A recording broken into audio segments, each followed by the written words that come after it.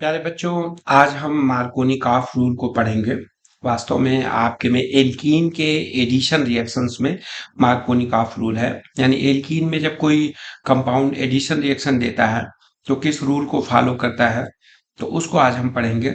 तो मार्कोनी-काफ रूल कहता है कि after the studying the many addition reaction, बहुत सारे एडिशन रिएक्शन को देखने के बाद ये पता चलता है कि एडिशन ऑफ हैलोजन एसिड यानी HCl को, HCl एक तरीके से आप समझिए कि वो रिप्रेजेंट कर रहा है एक एसिमेट्रिकल कंपाउंड का। ठीक है, halogen acid to the double bond of an unsymmetrical alkene, यानी कि अनसिमेट्रिकल जो एल्कीन होते हैं उनमें अगर ये जुड़ने के लिए जाता है, results in the product with the acidic hydrogen bond to the carbon atom that already has greater number of hydrogen attached। यानी कि जो H है, HCl का जो H पार्ट है वो उस कार्बन एटम को चुनता है जिस कार्बन एटम से पर पहले से ही ज्यादा हाइड्रोजन जुड़े हुए हैं। इसी को हम क्या करते हैं, मार्कोनिकॉफ रूल कहते हैं। आइए उसको एग्जाम्पल के रूप में हम देखते हैं। जैसे यहाँ देखिए, ये आपको क्या दिखाई दे रहा है, कंपाउंड जिसमें ये डबल बॉन्ड पे हमको एडिशन होना है। किसका होना है? एसिमेट्रिकल यानी HBr का एडिशन होना है। तो आपको क्या दिखाई दे रहा है, पहले तो ये देखना है कि इसमें कौन सा रिएक्शन होगा, तो कौन सा एडिशन होगा, तो इलेक्ट्रोफिलिक एडिशन रिएक्शन होगा। क्यों? क्योंकि ये जो पाई बॉन्ड है ये वास्तव में क्या कर रहा है, इस पर इलेक्ट्रोफाइल अटैक होगा, इसलिए इसको हम क्या बोलेंगे, इलेक्ट्रोफिलिक एडिशन रिएक्शन दे रहा है। ठीक है, न्यूक्लियोफाइल नहीं अटैक होगा, माइनस वाला इस पे अटैक नहीं होगा क्योंकि ये क्लाउड है। तो इसके लिए क्या है, इलेक्ट्रोफिलिक एडिशन रिएक्शन, यानी कि जो H प्लस और Br माइनस में से जो H प्लस यानी जो इलेक्ट्रोफाइल बनेगा वो पहले अटैक करेगा, Br माइनस पहले अटैक नहीं करेगा। यानी फर्स्ट स्टेप में क्या होगा, इलेक्ट्रोफाइल अटैक करेगा, इसलिए हम इसको क्या बोलेंगे, इलेक्ट्रोफिलिक एडिशन रिएक्शन बोलेंगे।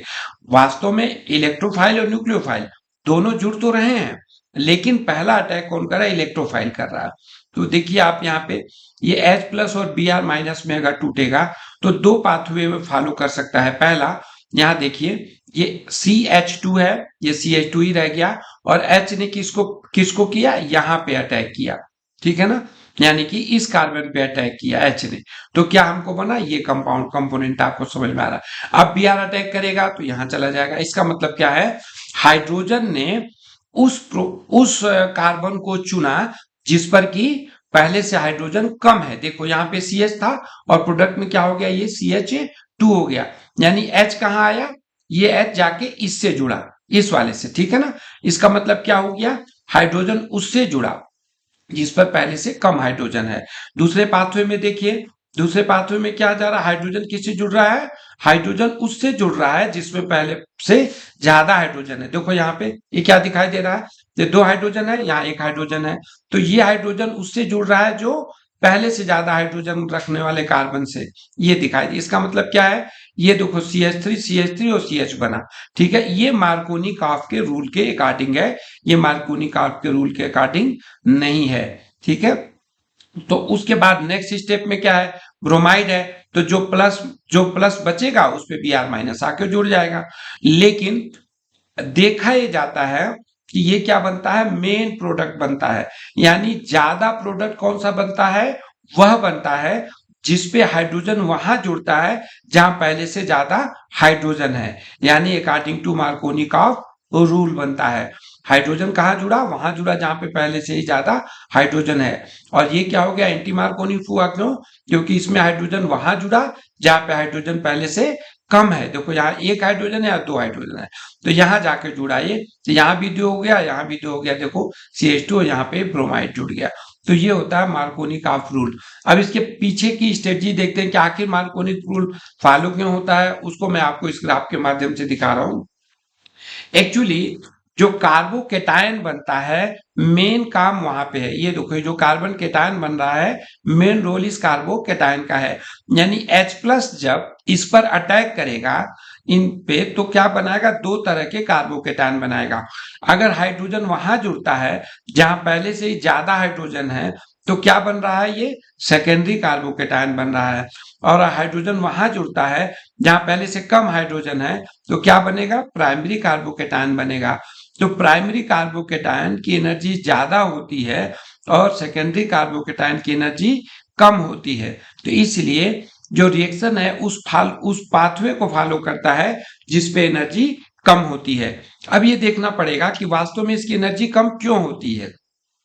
इसकी एनर्जी कम इसलिए होती है, यहाँ देखो, अगर ये सेकेंडरी कार्बोकेटायन बनाता है तो यहाँ पे भी CH3 है, यहाँ पर भी CH3 है, तो ये दोनों CH3 क्या करते हैं? प्लस आई इफेक्ट के कारण और हाइपर कॉन्जुगेशन के कारण ये क्या करते हैं? ये अपना इलेक्ट्रॉन क्लाउड इधर को शिफ्ट करते हैं प्लस आई का। तो क्या हो गया?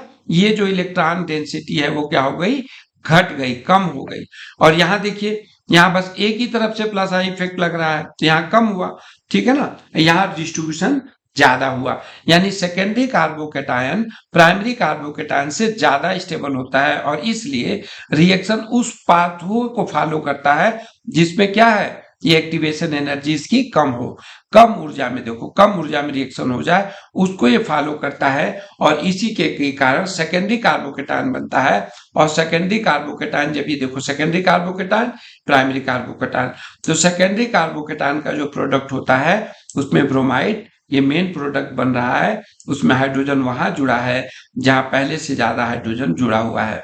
तो मार्कोनी काफ रूल यही कहता है, जिसको आपने इस एग्जाम्पल से देख लिया कि किस प्रकार से, और इस ग्राफ के माध्यम से आपने उसकी एनर्जेटिक को भी समझ लिया कि क्या है मार्कोनी का। धन्यवाद।